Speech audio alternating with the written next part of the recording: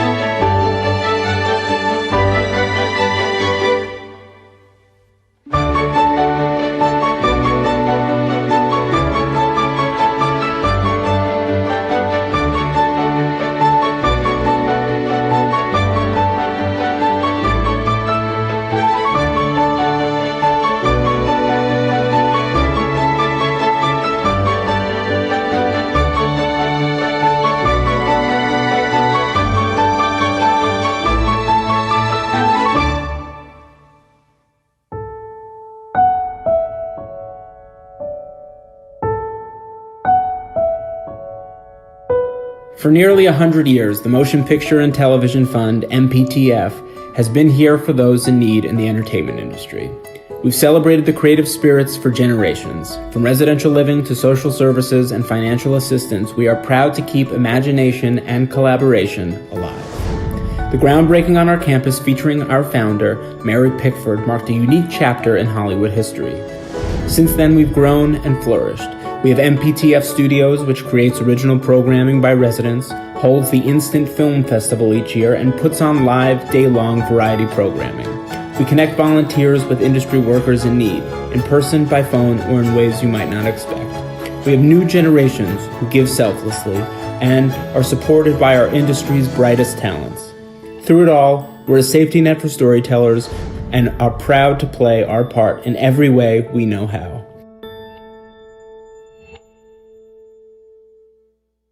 Hi, I'm your host, Hugh Jackman. Thank you for welcoming us into your comfy homes for Mptf's Real Stories, Real Lives. I'm so excited to be here to share with you just a glimpse of the work that the Motion Picture Television Fund does. Now, normally we'd all be gathered together in some swanky Hollywood locale, but hey, it's 2020, and so hopefully you're enjoying canapes and cocktails from your couch.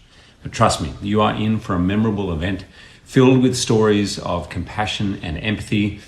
Those are the values that Mary Pickford, Charlie Chaplin, Douglas Fairbanks, and others embodied when founding Mptf in 1921. For nearly 100 years, Mptf has been supporting our industry members, young and old. Over the next hour or so, you will be regaled by fantastic performers who will share the true stories of three members of our industry. Along the way, you'll also meet some of the dedicated Mptf staff who rose to hero status as they adapted to a flood of needs from our fellow industry members because of COVID-19. Let's hear from a few of them now.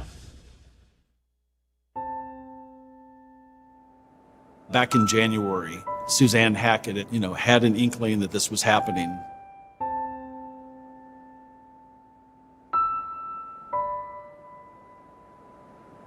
She had approached myself and Mike Spallinger about setting up J-Wing as a COVID unit.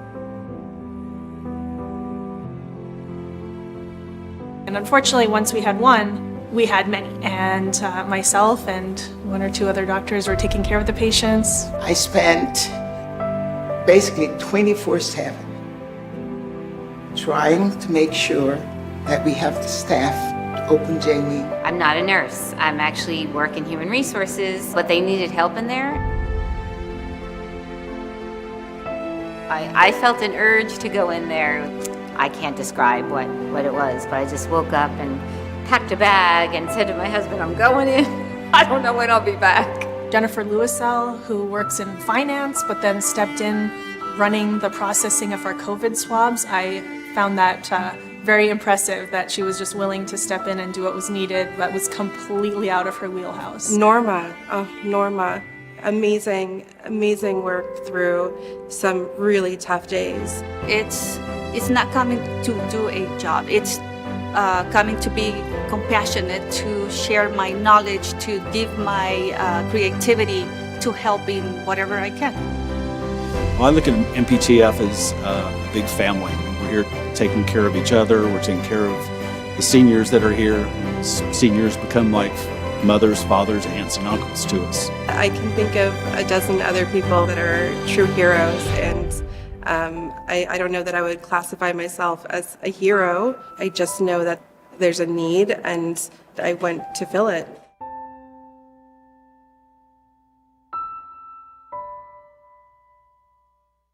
Hey everybody, I'm Yvette Nicole Brown. As many of you know, Mptf is near and dear to my heart. Back in 2012, I had the pleasure of touring their retirement campus, and 2 weeks later, I was in the audience for the second annual Real Stories, Real Lives event. Like many of you tonight, through Real Stories, Real Lives, I was introduced to the amazing array of people that Mptf serves. If you are inspired by the people you are getting to know, please join me in supporting Mptf. You can do that by following Mptf on social media and by donating via text now. You can do that by texting REAL, R-E-E-L, to 41444. For a few lucky donors, there is a gift package headed your way. If you're watching us live, check out the chat and we will be gifting the 21st, the 22nd, and the 100th donor. If you are watching this delayed, don't worry. We will also be sending a gift pack to the 500th donor. Included in your gift will be a copy of the 3rd edition of the Gray Quill Society Review, which Jason Bateman will tell you all about later. And please know that all of your donations go to help current entertainment industry members who need help paying for groceries, covering their rent, paying their medical bills, or for social support in addition to the services you are hearing about now. Unfortunately, you cannot take a tour of the campus like I did at this point. So, one of the safest ways to introduce you to Tony, one of my dear friends at the Mptf Country Home in Woodland Hills, is to ask another friend to share Tony's story with you. Consider yourselves blessed indeed, because up next is the Queen, Angela Bassett.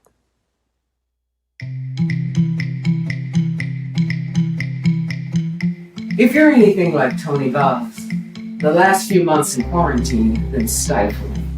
It's almost like life has been put on pause, like we're all just sitting around. That's why tonight, Tony Bazi's story feels appropriate. When Tony was a kid growing up in the 1950s, she was stuck in the house too, but it wasn't a pandemic that kept her inside. It was a strict Caribbean mother. You see, Tony's parents were from Barbados. They immigrated to New York before Tony was born. But like most immigrants, leaving their nation behind didn't mean they left their values behind. That meant that Tony's world consisted of church, school, and home. Emphasis on home. After all, they were black children in the 1950s in New York City, which meant that Tony's mother was a black woman raising 4 kids alone in a foreign country. Now, being a black mother in this country today nearly makes you a superhero, so I can only imagine what it was like for her. Tony spent her childhood feeling restless. She knew that there was a whole world out there and she had a place in it. So Tony decided to enroll at the Joe Louis Modeling School.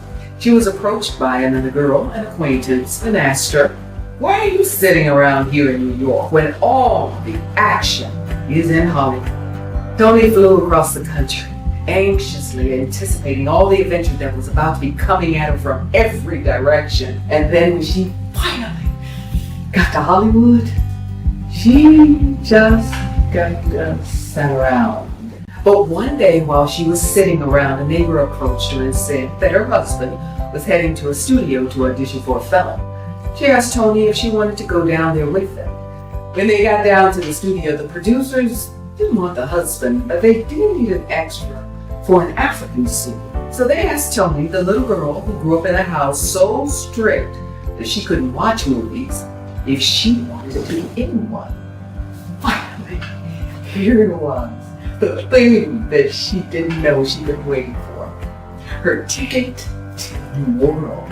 Again, Tony said yes. The movie was Tarzan the Ape Man, released in 1959. Tony's first stunt job. No audition, no training, no nothing. Tony's co-star was Leo the Lion. They threw a piece of meat in front of her at her feet, and Leo the Lion came running through the scene. They thought she'd be afraid, but at that point, the only thing Tony was afraid of was boredom. Next thing she knows, Tony gets a call from Central Casting. The call was to do background for Anna Lucas. After she did that job, she got a call to do stunt work for The Singing Nun with Debbie Reynolds. There was no training for stunt work back in those days. Nobody really told me what to expect. They just said action, and you had to go. Next thing you know, you're jumping, flying, or running away. Like when Tony was cast as an extra in Porgy and Bess, all she had to do was look out the window at Sammy Davis and Sidney Poitier. And after they said action, she looked out the window, and all of a sudden the window came loose and she came flying out and landed on a mattress. She had no idea she was even doing a stunt. She thought she was really falling. Thank God it's not like that today. So with no training whatsoever, Tony kept doing more daring stunts. Like the one she did in Mission Impossible as a stunt double for Cicely Tyson. When she got there, the director came over and said, "I'm glad you're here. Now, what I want you to do is be the last one to get in the helicopter." Tony and 4 guys ran out of a car to the helicopter. As soon as she got 1 foot on board, it took off into the sky. Luckily for Tony, her scene partner hit his mark and pulled her right inside before she would have fallen out. And this time, Tony said she didn't see no mattress. Just like that, Tony had a career in the motion picture industry.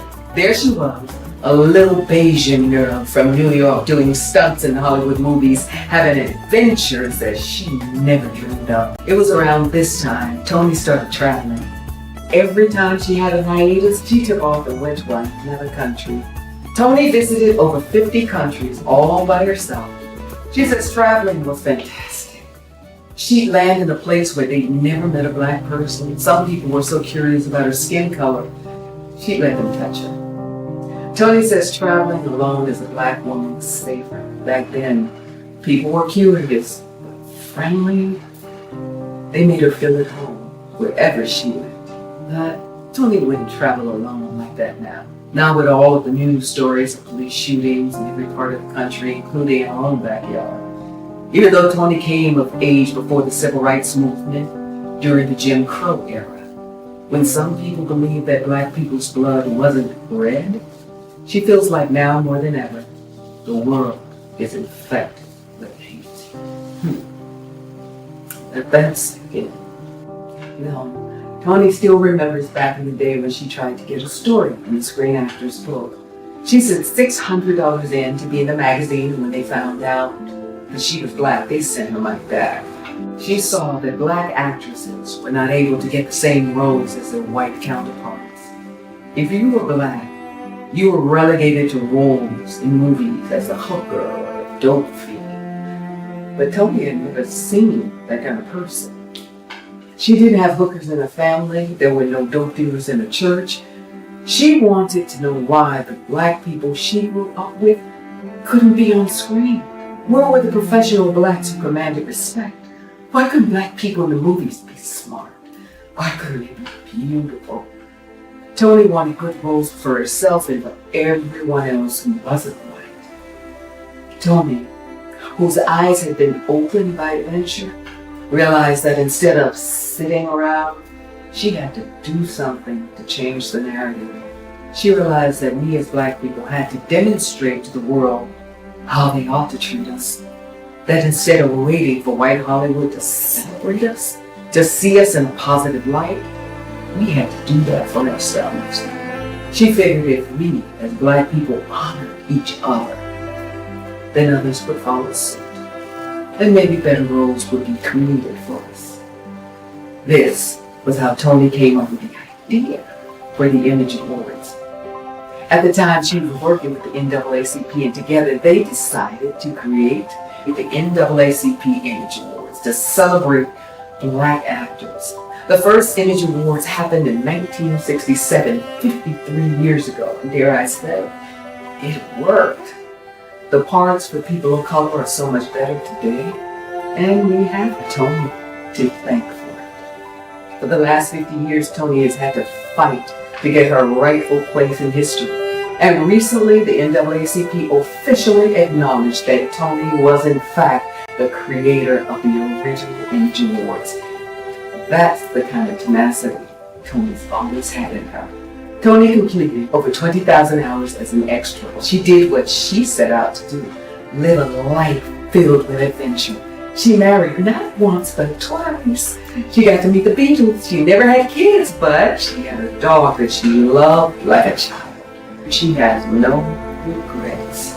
These days, Tony's enjoying a slower-paced adventure on the Mptf campus.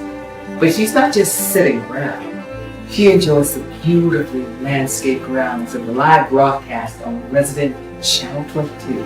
She even took a star turn on an episode of Behind the Silver Screen where she told her life story.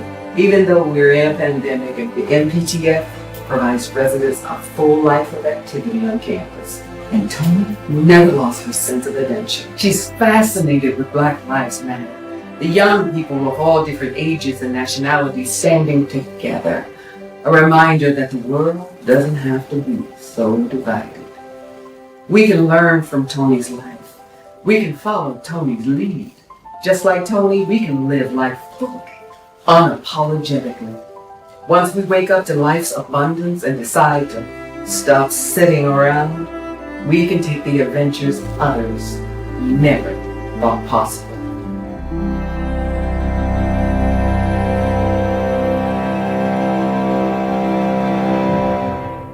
Well, hi, Tony. I'm Angela, and it's such a pleasure and an honor to have this way of meeting you. So I am very honored to meet you because I am a proud recipient of about 13 Image Awards. Oh, okay. I have one over here too. Yeah. It'd be a pleasure one day if you come down here and say, come down here. Are you in Los Angeles? I am in Los Angeles. Yes, I am. That would be a pleasure. I could come and see some of those pictures I see behind you on the wall. I'm sure those are from some exciting days. Oh, yes. And do me a favor. Would you send me a picture of you? Certainly. Okay. Mm-hmm. Certainly. I know your address. I know where you are. So I'll send it. Yeah, exactly. I'll take your story with me. Bye-bye, sweetheart. So the Mptf, when they reached out for volunteers from the IA, members were happy to drive groceries to people who cannot leave their homes, that are homebound, don't have the resources and the family members who can go shopping for them. I saw an item in a SAG-AFTRA newsletter indicating that grocery delivery was available through the Motion Picture and Television Fund. This senior is coming to our campus. He's got about a 45-minute drive. He picks up groceries for himself, and then he picks up the groceries and delivers to people on our list who are in his area. I've very much enjoyed it, and I've made some good friends too.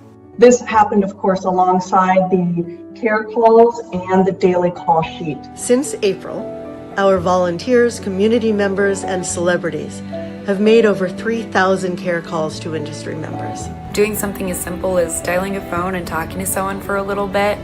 I mean, you're doing it anyways. Why not do it in the name of helping someone? Degree of social isolation has grown, beyond measure for a lot of the people that are involved in the daily call sheet. Everyone that I spoke with was delighted and touched by the fact that Mptf was calling just to find out how they were. It's hard to describe what a good feeling it is to be able to help other people, and it comes back at you, it's fantastic. It has really, seriously, literally been a lifesaver for me in many, many instances. You always have time to make a call to someone who needs it. And sometimes you need it too. It's been a bright spot in a very dark time.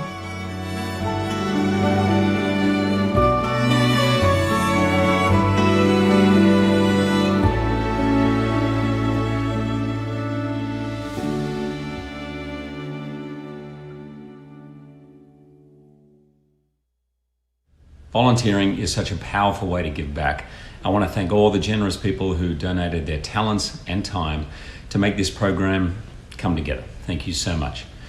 We wouldn't get to hear stories like the incredible life of Tony without our screenwriters, Charla Lauriston, Erica Rivenoya, and Anna Muskie-Goldwyn. Thank you so much. We're also grateful for fellow MPTF leaders, Yvette Nicole Brown and Kevin McCormick. And of course, our performers, the stunningly talented Angela Bassett, whom you've just heard from. And coming up now, a man whose heart is as big as his headphones, Jason Bateman.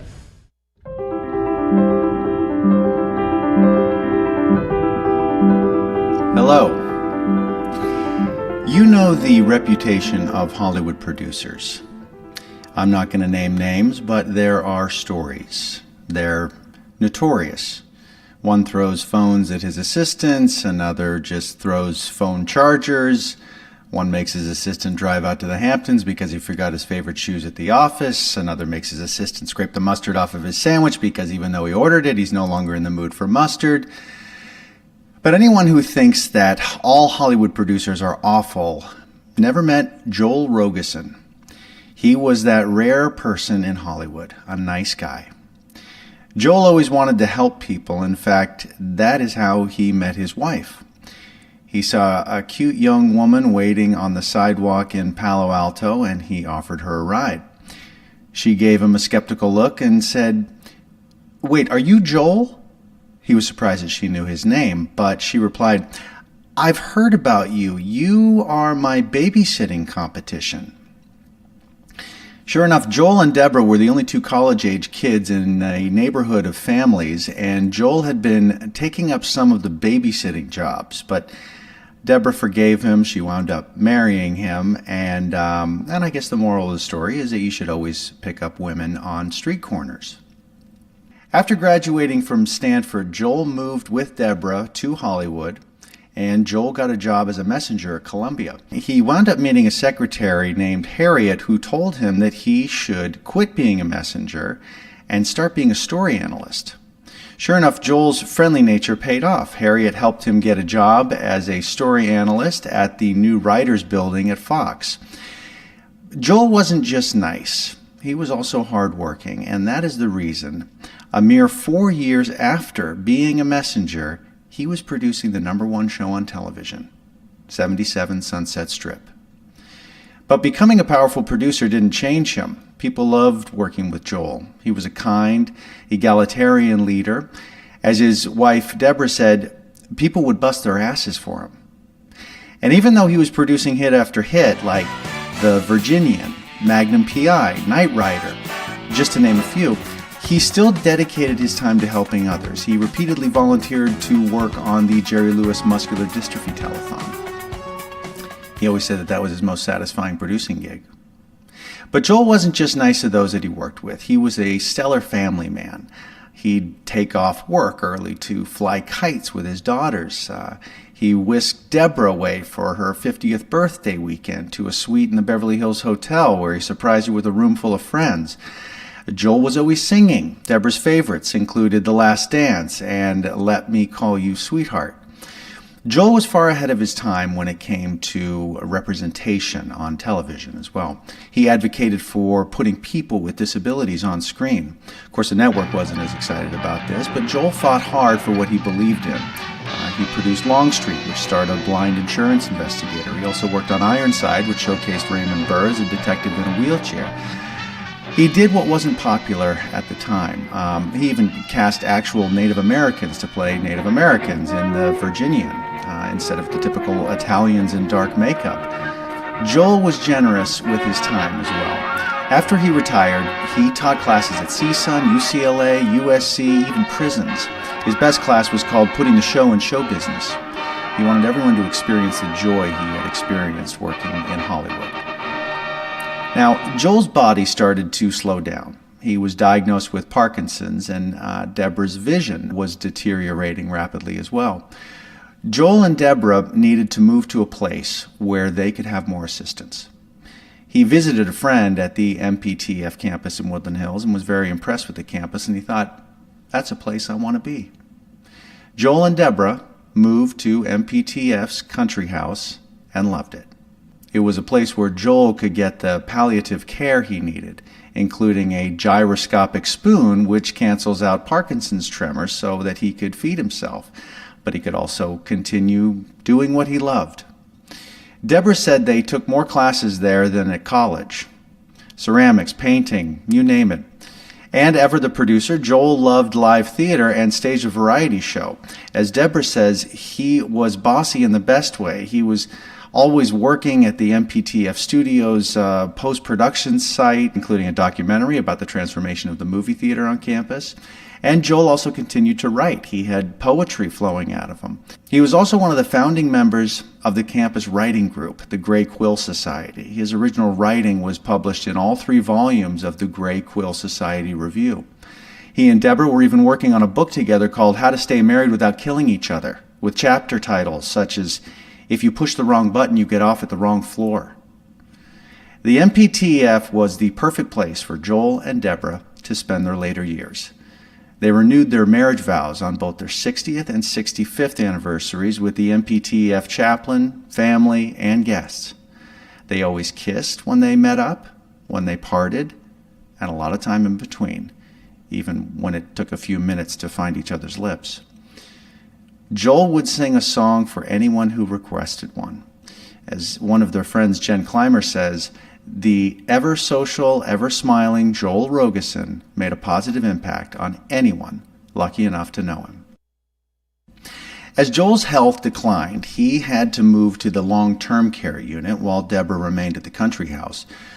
Joel came up with the idea of renaming the unit. He said, wouldn't it be better if it had a nicer name? And that's why it is now known as the Mary Pickford House, an homage to one of the original founders of Mptf.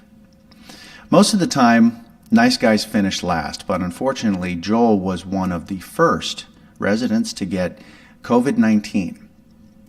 When the virus first hit, the nurses and facilities department had to mobilize. They kicked into high gear and they got a wing of the hospital building in shape for COVID-positive patients. J-Wing became Mptf's red isolation zone. They were ready in a mere 2 weeks, just in time for the Mptf to see the first positive resident. Each time there was another positive resident, a wave of pain and sadness rippled across the campus. 17 people were admitted to J-Wing. One of those was Joel. Because of his underlying conditions, Joel required more intensive care than the Mptf staff could provide. He was transferred to a COVID unit at West Hills Hospital. And when Joel knew that it was not likely that he would survive, he asked to come back to Mptf for hospice care. Joel wanted to come home to die. Deborah couldn't see Joel in person during his last days fighting the disease. Neither could his daughters. Joel was sadly separated from his immediate family, but he was in the care of the staff who knew him and loved him over the years. The Mptf campus had become his home, the staff, his second family. Joel died on April 21st, 2020, at age 87. During his final hours, Deborah was watching an interview the Mptf staff had previously done with Joel, and when she got the news that he had died, she continued to watch the interview for another 15 minutes before she called their daughters. She felt like he was still there with her.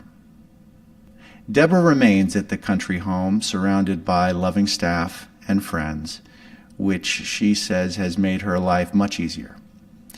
Deborah continues Joel's legacy for caring for others. She volunteers for Mptf's daily call sheet, where she phones people who are isolated from their families because of the pandemic lockdown. And the Mptf continues its fight against COVID. Of the 17 people admitted to J-Wing, 6 people passed away, but 11 made a very triumphant return to their previous homes on campus. The Mptf COVID-19 Emergency Relief Fund offers financial relief and support services to industry workers impacted by the shutdown.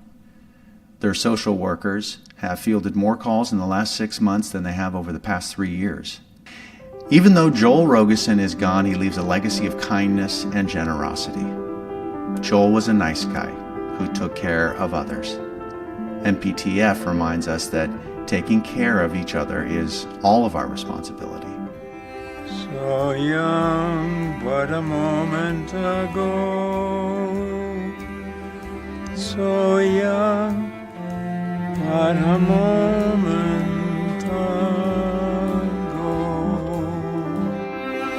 I'm honored to share Joel and Deborah's story and have the great pleasure of introducing all of you to Deborah right now. My husband was a wonderful man, and I adored him. And I adored him every minute for the 67 years I knew him. Well, this is a wonderful place to live. I wouldn't live anywhere else. And we planned to come here 10 years before we came, and we never regretted it for 1 minute. We love it here. It's a wonderful place of support, and I thank you for doing that, and I admire you for doing that. I just thought it was wonderful to have Jason Bateman read our story. Thank you very much. You did a fantastic job.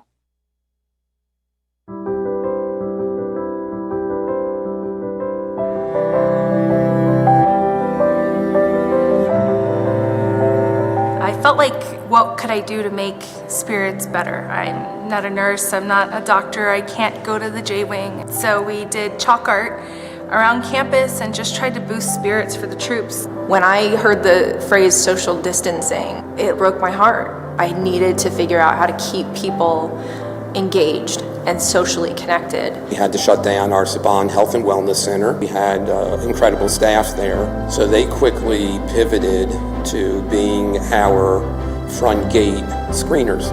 I'm impressed by the way everybody, whether we are working here on campus actively or they come in part-time or they're working from home, has been able to adapt, all with the end goal of keeping the campus safe and the residents safe. We're forced into a situation like this. It really teaches you a lot about being self-reliant and resilience, and when you're leading a team, you have to learn to model that for the people that work with you.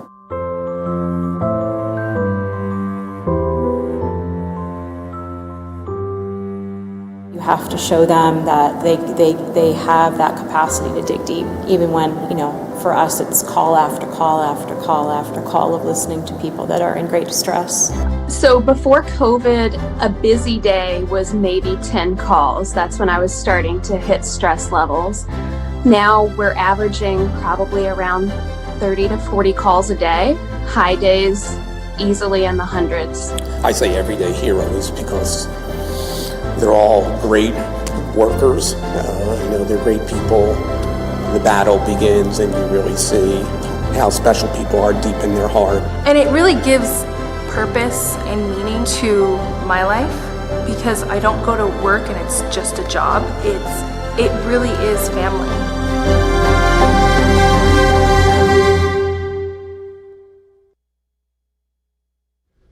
As you can see, the crisis of COVID-19 hit our industry really hard. Thousands were suddenly out of work, and many still are. But Mptf stepped up in the midst of the crisis and continues to do so.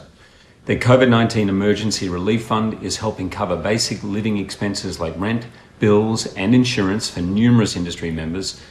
And as you just heard, the social workers have fielded over 15,000 calls since March.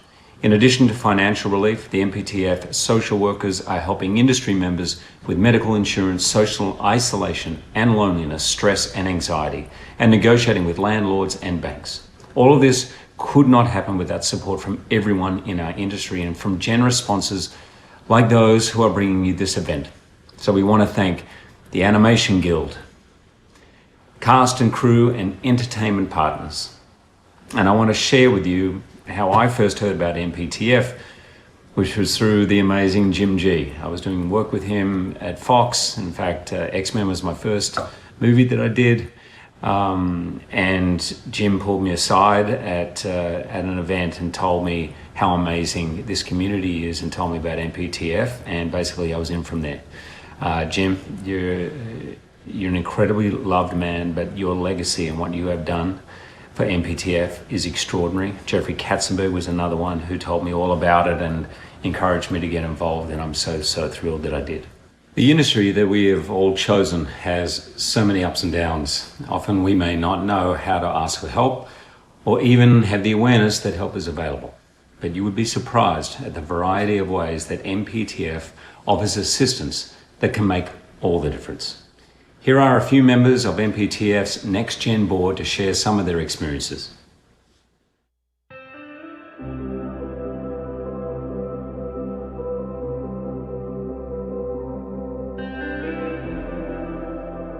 I've had some of my own personal struggles that MPTF has helped me with. My dad had cancer and passed 2 years ago, but I was able to reach out to Naomi, one of our social workers who's awesome, and she sort of walked me through some options because we were trying to figure out how to do hospice at home and what were the resources available to my dad who was in Indiana. My grandmother, who lives in West Virginia, took a fall. She only has one leg. She had cancer many years ago, and she couldn't, her doctor wouldn't give her a prescription to have home care to get her bandages changed. It was like, wait a second, what about MPTF? And she gave me some magic sentence to have my aunt tell my grandmother's doctor that all of a sudden it was like some code that got her prescription for home care. It's other people's jobs who have an entire, lifetime of experience that can boil it down to the nuts and bolts for me, so I'm not wading through information on the internet. That was so helpful and such a godsend during a really, trying time.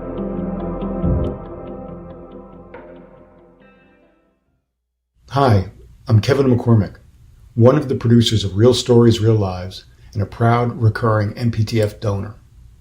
In this time of great change in the entertainment business, the amazing work of the Motion Picture and Television Fund has never been more needed or more important. Please join with me today in becoming a recurring donor. It's easy to do. All you have to do is text REAL, that's REEL, to 41444. That's REAL to 41444. I also wanted to share with you one of the new ways that celebrities and donors are interacting with the residents at the Wasserman campus is something called Organized Chaos. It's a live broadcast that happens multiple times a week and throws a bunch of us into competition and games that keep us sharp and seem to be a lot of fun, at least until the knives come out. Take a look. Welcome to Celebrity Password, everybody. It's Meg Ryan. Helen Hunt. Hello, Helen. It's Matt Springfield. Nice to meet you. Hi, nice to meet you too.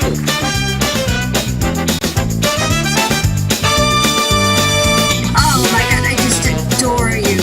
You were just a superb actor and wonderful. You may not adore me so much after this game.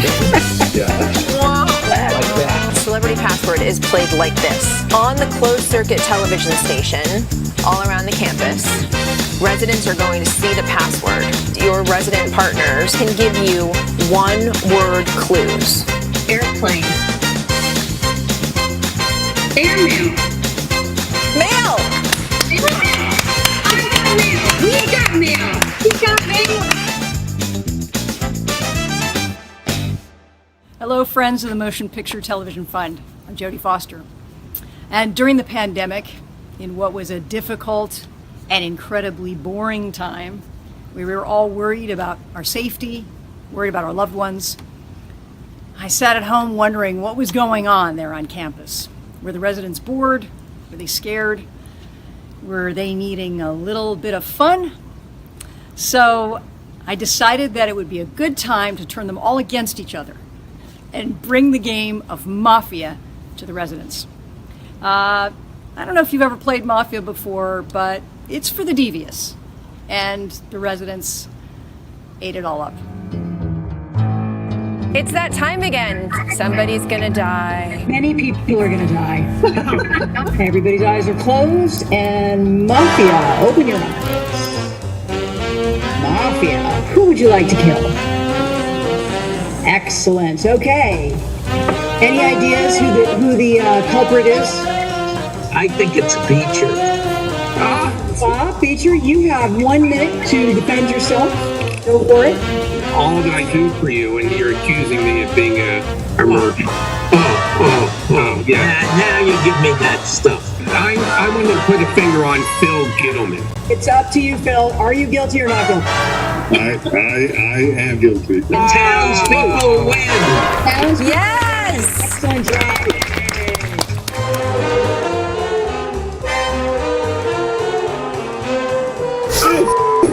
I'm so sorry. You can't say. Okay, I'm totally in for the next round of Mafia. In this time of social isolation, it is great to see the friendships established at the MPTF campus have found new ways to flourish. Sadly, on September 29th, we here at the MPTF lost a friend, but the world at large lost a singular voice, a trailblazing entertainer and fearless advocate for women. Helen Reddy's passing is a significant loss for not only her millions of fans, but also for her loving family as well.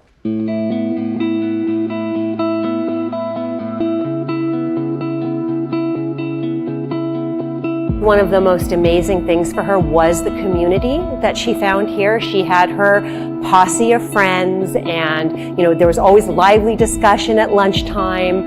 You come on campus and it's beautiful and there's rose gardens. But when it really, at the end of the day, what it comes down to are the people who's caring for your loved one. And at Harry's Haven, she was so embraced to a person.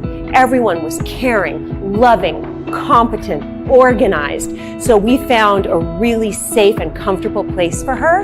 And so I do feel that I was lucky enough, my mom was lucky enough to have the care team around her, and they did become like family. My mom's values were really important to her.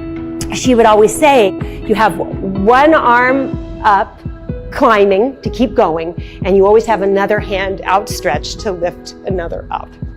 And that was the way she lived her life. She was always aspiring to something, but she was always there, as to advocate for somebody else. So I think that I Am Woman was the culmination of all of her passions, and it wasn't just to make a hit record. It was about mobilizing. It was about elevating. It was about inspiring. So I think that her activism was as integral to her. It was the core of who she was.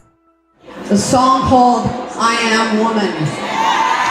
And it was sung by our next guest, Helen Reddy.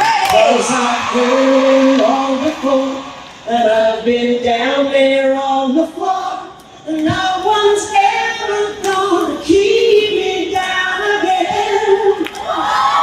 Oh, yes, I'm wise, but it's wisdom born of pain. Yes, I paid the price, but look how much I gained. If I have to, I can do anything. Music was obviously a big part of my life because it was such a part of my mother's. And it was just always a source of joy, always. My mom's entire, she started singing at 4 years old on stage. So it was her career, it was her life, it was her passion, and it lived in her. One of us is gone, and one of us is left to carry on.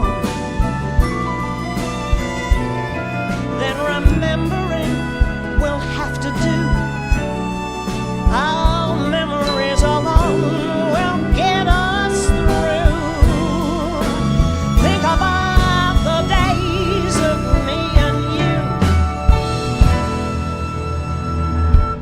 you and me against the world. Helen may be gone, but to paraphrase the song that became an anthem to a generation, she leaves an unforgettable legacy, a woman strong and truly invincible. Up next is the story of Ashley, a powerful stunt woman and mother willing to let her voice roar. Ashley was strong enough to stand in her vulnerability and make the call to MPTF when she didn't know where else to turn.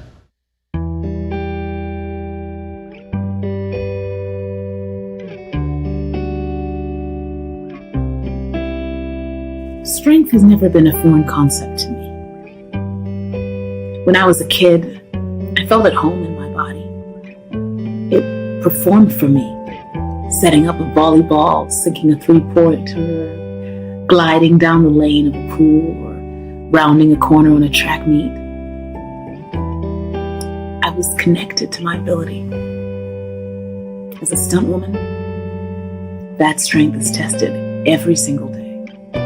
Whether I'm blown out, thrown down, or launched into the air, I channel the power that I know is deep-rooted inside of me. And if I ever lose sight of it, I just look to my son, Matthew, and remember the sheer willpower it took to bring him into this world, much less raise him into a young man who exceeds all my expectations despite the immeasurable odds that we have faced. Like being a mother, my desire to work in the entertainment industry just made sense. When I'd watched my grandfather, Michael Jackson's bodyguard, I was enamored. I set my sights on a career in film and television production. It just made sense. Then, when Eric and I started dating, love suddenly made sense too. Eventually, we eloped, and the red carpet of my life, my future, was laid out in front of me. And how lucky I was to know what I wanted to do with my life and who I would do it with.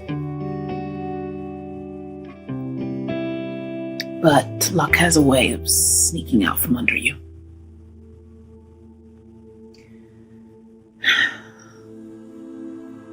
The first time Eric abused me, I was in college, pursuing my dreams. He was enlisting in the Marines and preparing to deploy. He was struggling with alcoholism. We were at a party, got in a fight, and I left. And when I returned later to pick him up, he was belligerent. He got in the car, pulled my emergency brake, threw me out, and started kicking the crap out of me. My bare feet, they dragged against the ground, ripping the skin off. I got away and managed to run to my mom's house nearby, but he caught up and tackled me to the ground in front of her yard. By coincidence, 2 army guys drove by in a truck and pulled him off of me. Bleary-eyed and wondering how this had just happened, I pounded on my mom's door, seeking the safety of family. And my 12-year-old sister answered. Eric was arrested and went to jail for 3 days. The military picked him up, insisting the police department drop the charges. His punishment? 30 days of cleaning the aircraft hangar. I still have the scars on my feet. But then I found out I was pregnant. And suddenly we were fine. That happy family I'd always imagined seemed like a possibility again. I was in school, pregnant with Matthew, hanging lights from a grid, dreaming of all the possibilities of my career and of motherhood. And then Eric snapped again, taking his anger about the Marines out on me. One night, he started jumping on the bed, calling me the N-word, and kicking me in the stomach. I locked him out of the room, packed my bags, grabbed my puppy, jumped out the window, and never looked back.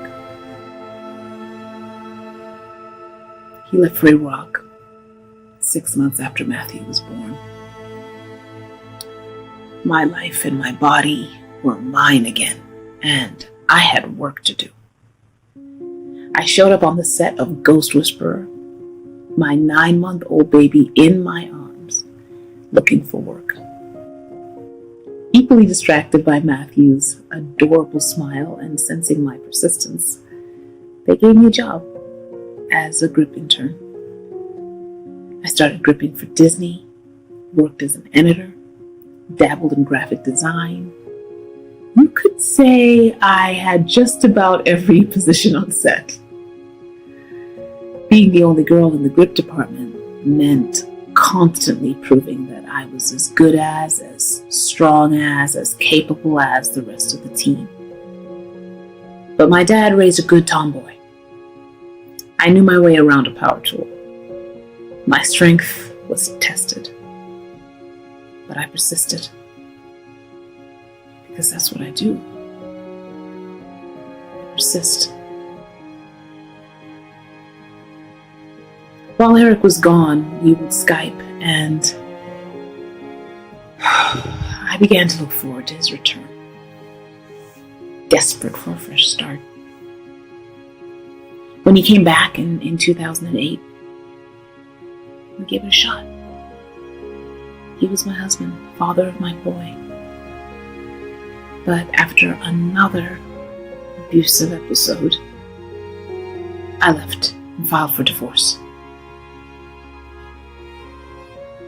A year or two later, he seemed to be cleaning up his act. And in an attempt to foster some relationship between him and Matthew, we stayed over at his house, Matthew in his bedroom and me on the couch. I woke up to Eric hovering over me, babbling nonsense about our divorce. I calmly walked to the stairs and searched for Matthew in the bedroom on the floor below. Then I felt a push. And that is the last thing that I remember. I woke up to Eric on top of me, choking me. And I saw my 3-year-old Matthew with a bloody nose and a busted lip. The undercurrent of a mother's insurmountable strength that had now been tried time and time again, I threw Eric off of me, grabbed Matthew, and ran out. Cops later broke down his door, and he spent 4 days in jail. It would be easy to quit, to let him win, let the trauma win. But I had a son to look out for, to be a role model for, to raise into the man that I knew he could be. So, when in 2015 my best friend's dad, the tactical advisor on Castle, asked me, "Hey, you want to get shot today?" I said, "Sure." And that was my first stunt. I rode motorcycles, I used guns, bombed down the mountains on a snowboard, and I quickly realized the market for black stunt women is so small. I had a niche to fill, a duty to perform. I was underestimated, first as a woman in a male-dominated field, and then as a black woman. But with every shot, I was helping to make a black actress look badass. There's a lot of pride in that. In December 2018, 4 days before Christmas, Eric died by suicide.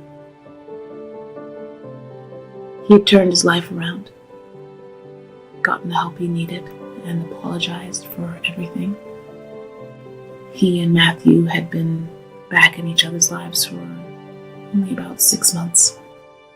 He was making an effort to be a better dad. I never received child support, but I decided to find out if Matthew was entitled to any benefits or college tuition money. I was lost looking for answers. And that's when I found Naomi and Mptf. When we first met, I felt like I could tell Naomi anything. I had a hard time getting my story out. I didn't want to put down my ex-husband or relive the hell I went through, but she put me at ease. Without her, I would not have been able to get through it. Usually, when you're the victim of domestic violence, people ask, "Why didn't you leave?" She never asked that. She never judged me. She understood I had a child to take care of. Being a military wife, I'd always felt insignificant. When Naomi came along, my hope in humanity was restored. To have someone go out of their way to make sure that me and my kid were okay simply meant the world. Naomi had been doing VA benefits for Mptf for a while, but had never dealt with a death by suicide. But like me, Naomi is not one to give in. She made calls I would have never thought to make. She navigated a world I could never have understood without her. Working together, Naomi and I were eventually able to tell my story to someone at the VA who explained that suicide is considered service-related as long as there is documentation of the history of PTSD.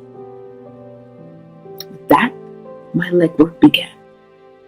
Eric's military records listed a low rating of PTSD, something he and the military had always minimized, despite his symptoms being front and center. I was able to get a psychiatrist to sign off on the diagnosis and got in touch with the coroner and the doctor who pronounced Eric dead. Through sheer determination and with Naomi by my side every step of the way, his death certificate was changed to reflect his PTSD. Matthew could now get the survivor benefits that he was entitled to. My son would be taken care of. So our lives continue. I'm assistant coordinating Will Smith's new movie, King Richard, reminding actors where to point their guns and how to fall safely. I continue to challenge myself in this industry, pushing every day.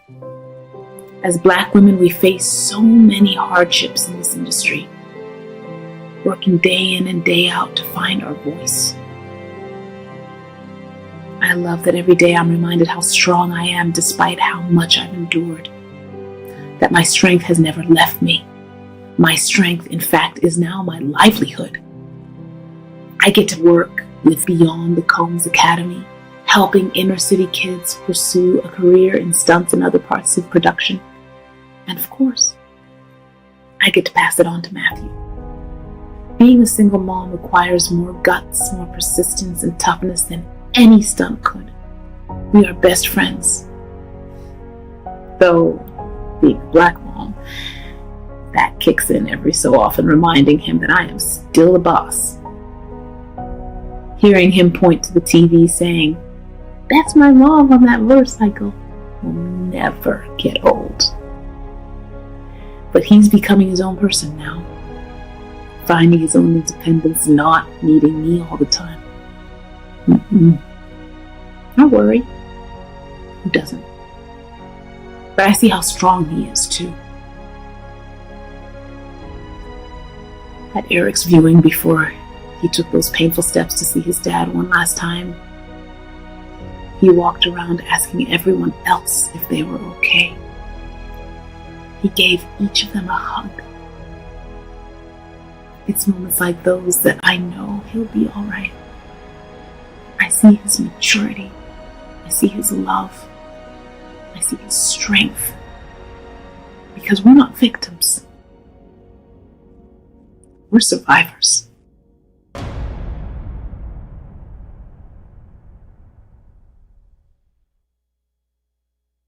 Thank you, Danai, for telling our story. And thank you, Naomi and Mptf, for being there for us. Being a single mother in this industry is hard, but having this happen to us and, my son losing his father made it a lot harder. But Naomi and Mptf were there for us. And even though this was a tragic incident, they are there even if it's just something small that you need help with. They help everybody in the entertainment industry. And wanted to thank my mom and my sister, my dad, for being there from day one when everything happened. Thank my son for being such a strong young man and taking care of everyone else, even in the worst time of his life. He's still worried about everyone else.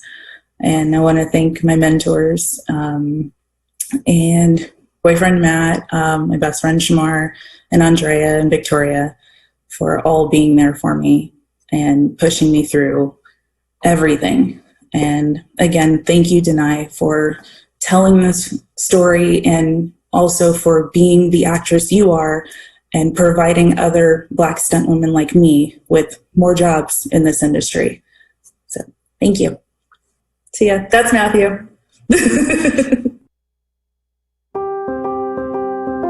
Roll camera. Mark? Would you call yourself an MPTF hero? I would not. No. Oh, me? Am I a hero?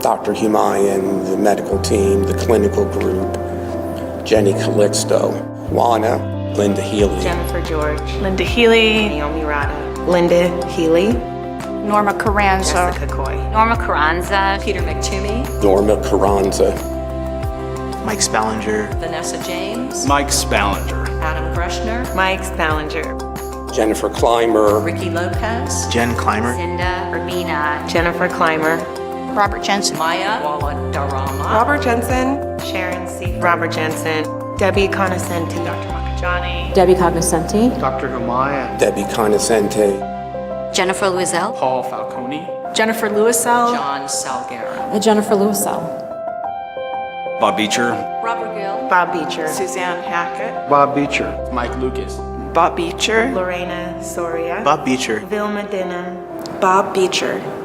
I mean, it's pretty special to be called a hero. I mean, that's a big label. I feel honored to be called a hero.